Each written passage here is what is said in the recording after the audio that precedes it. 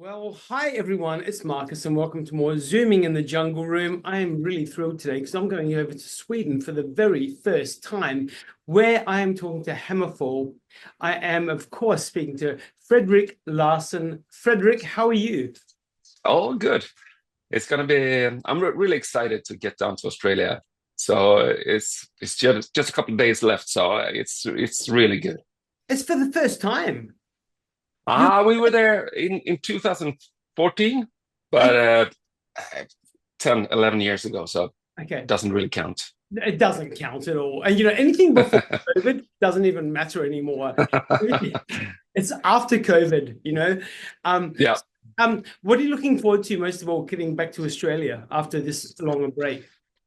I mean, seeing fans from Australia for the first time in a long time. So that's going to be really exciting. And of course, you get a lovely country to visit. So I hope to see some more than just the venues. Um, Nice weather. We're in the middle of the summer. So yeah, Well, everything's going to be a whole good package. let's talk about this because, Tuesday, the 14th of January, you were in Perth. Wednesday, the 15th, you were in Adelaide, where I am, South Australia, Okay. at Line Arts Factory. Friday, the 17th, you were in Melbourne. Saturday, the 18th of January, you were in Sydney. Sunday, the 19th, you were in Brisbane. I'm sorry to break this to you, Frederick, but there doesn't seem to be a lot of leeway for you to have any leisure time. Nope. Back to Um, back. yeah, it's better to be busy when you're out. So we always try to make the most of it. But sometimes, yeah, I mean, if we have some days, we can do something before we play at night. So just to get the feeling of the city. Well, That's when nice. you get to Adelaide, you let me know because I will take you to the Adelaide Zoo and we can do the koalas, do the kangaroos, whatever it takes. And I'll make stuff happen for you in South Australia. How does that sound? Sounds like a plan. I will show you the best coffee places, the best restaurants. It'll be fun. I'll make sure Adelaide Perfect. turns it on for you guys. Hey, Excellent. 1997, your first album came out, which was Glory to the Brave, sorry. Then, of course, fast forward to 2024, which was just a couple of days ago, we had Avenge the Fallen. What an incredible journey you guys have had from the first album up until now. And there's been so many albums, so many freaking hits, so many awards. We were just talking about that before we started recording. I mean, look at them on the wall there. How has the journey been for you? I was in the band in 97, 96, 97 when we released Glory to the Brave. And then I took some time off, 10 years, came back in 2007 again. So at at that time, Hammerfall was really big and established band. So I have, but I mean, I've been in the band for quite some time now, Wow. and it feels like we're growing steadily. It's not like a rocket, but we at least we gain some fans and we do our thing. We think it's really nice to be out on the road and see the people's reactions, and everybody seems to have a really good time. And that's something that's important for us to bring some new material that people still like. So yeah. And because the new album has gone so well, and you know what, I know, based in South Australia, I know that your South Australian fans are huge. You've got an amazing database over here of people that just can't wait to come and see the show. What can we expect from the tour this time around? Like you said, you were here a good decade ago. What can we expect this time? I think the band has been growing together, and we're definitely more tight as a band, as a group, and we still have a lot of energy. So it's going to be energetic for sure. That's You can expect a full live show, not with the explosions and stuff, pyro and stuff, but at least the energy from the band, and it's going to be a hit cavalcade. So yeah. When you first started back in, like we just said, 96, 97, when that first album came out, I mean, obviously you've been doing music, your entire life, well before then, I'm sure. But how do you find the changes in the music industry from when you first started with that first album to now in 2024 with the most recent album? How have you been able to ride the waves of the music industry all this time?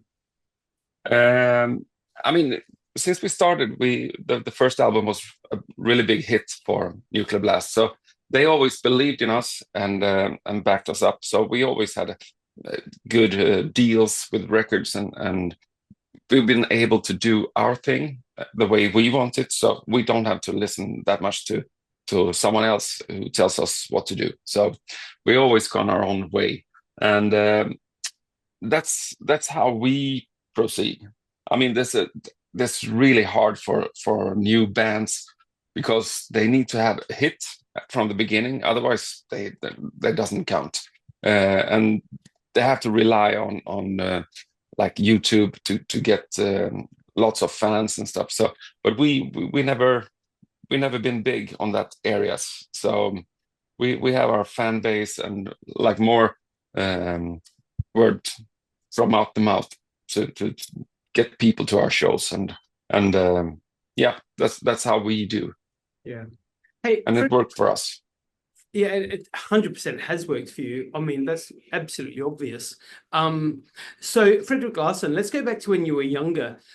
When you were growing up in your bedroom in your mum and dad's house, who were you listening to that really inspired your way into the music industry? My main influence must be Accept. That was my first album I bought, the first live concert that I went to. Wow. I had to bring my mom because I didn't have the age. So I'm glad she came along. That's so cool. And Peter Baltus on bass is such an icon for me. There's a lot of bands. I mean, I listen to Maiden and all that kind of music. So, but Accept is the one that I have to put on first. And then so fast forward then to now, when you're producing the new music, when you're writing the music, when you're, doing the lyrics, all of that work, what is inspiring your music these days? Where do you get your inspiration from? Oh, I listen to a lot of different music. So I'm a lot into prog metal. It can be singer-songwriter stuff or whatever. And I take pieces from everywhere that I get inspired of. And I guess it's the same with the rest of the band because they bring something from their what they are inspired by. And then we put it all together, and that's what becomes Hammerfall. I mean, it's still 80s heavy metal, so the box isn't that big, but we all bring contribution to the end product. You find, obviously, because I'm in Australia and you're in Sweden, do you find being able to create music these days so much more easier to go, across the oceans, and touch more fans with your music these days than what it was back when you first started? Yes, of course. I mean, this has so much been happening in the digital world. We can reach out to so much people these days, but at the same time, I think it's important you have to get to all the places and be there to make them experience the live Hammerfall, because now these days everyone can make like a really good record. You can have it on your computer at home to finalize and do. The risk is that it gets too polished, and it's hard to capture that live essence, the brutality and the raw energy. So everything gets really polished, and then when bands get out and play, you can hear that, okay, they have a couple of years left before they sound good. It feels like we've been on a journey. We've done our time in the rehearsal space and played together for so long. So when we get out, we do like a small rehearsal just to get our shit together. and then we know that we can rely on Pontus soloing and Oscar rhythm guitar, and everything sounds good together. So yeah, the live experience is something you need. And you know what? I mean, that's where, because, the way the music industry is, set up these days, artists don't make their money through Spotify and the streaming at all these days. So, getting out on the road and doing the shows and doing the merch and all that is where the money comes from these days. Again, it's yeah. From 96 to, 2025, what would be one of your proudest moments that you recall fondly? I would say getting back in the band again and playing in my hometown, Gothenburg. We played Avenyn, the biggest street in Gothenburg, and at the end of that, this is a big statue, and they made a big scene for like a celebration for the city. And we got to play there, and the street was crowded all the way down with all my friends and families. And yeah, that was a proud moment. Yeah, really, something that stood out.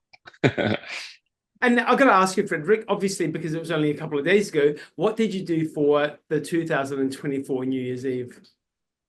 I was at home celebrating with some friends and family.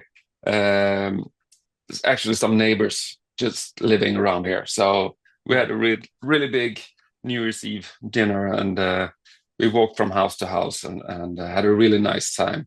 Fabulous. Blew up some really fabulous fireworks, and yeah, had a good time.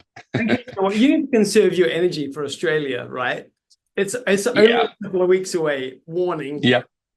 Yes. Hey, so like we said, I mean, the tour starts 14th of January in Perth. It wraps up the 19th of January in Brisbane, which is just, the first month of the year. What happens for you and Hammerfall for the rest of 2025? Are there any plans that you can reveal?